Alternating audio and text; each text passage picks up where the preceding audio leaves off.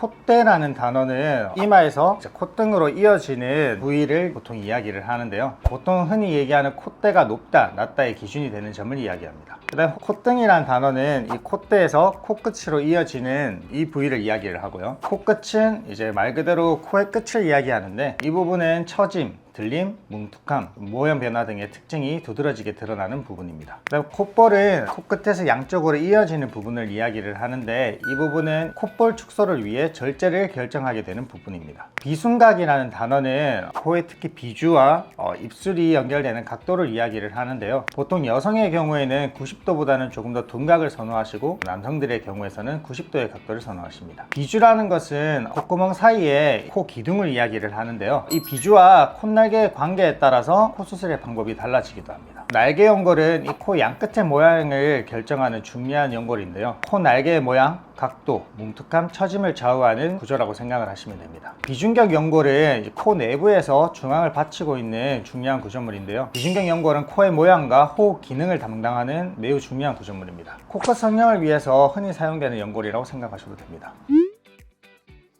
우선 사람들마다 코의 모양이 다르기 때문에 그 형태에 맞추어서 수술 방법을 결정을 하는 것이 좋습니다. 우선 짧은 코에 대해서 살펴보면 정면에서 콧구멍이 많이 보이고 전체 코의 길이가 짧아 보이는 코를 이야기합니다. 들창코는 짧은 코보다는 조금 더 코끝이 위로 들려 있는 것이 특징입니다. 매부리코는 옆모습에서 콧등이 특히 많이 튀어나와 있는 코의 형태를 이야기합니다. 화살코는 코끝이 아래로 툭 튀어나와 있는 형태를 이야기하는데요. 화살코의 경우에는 특히 웃을 때 코가 더 처져 보이는 느낌이 있습니다. 복코는 퍼져 있는 코의 형태를 이야기를 하는데요. 보통 연골이 넓게 퍼져 있거나 피부가 두꺼운 경우에 복코의 형태가 많이 나타나게 됩니다. 흰코의 경우에는 말 그대로 코가 휘어 있는 경우를 이야기를 하는데요. 보통 코뼈 자체나 비중격이 휘어 있어서 코 자체가 비뚤어져 보이는 경우가 흰코에 해당한다고 볼 수 있습니다.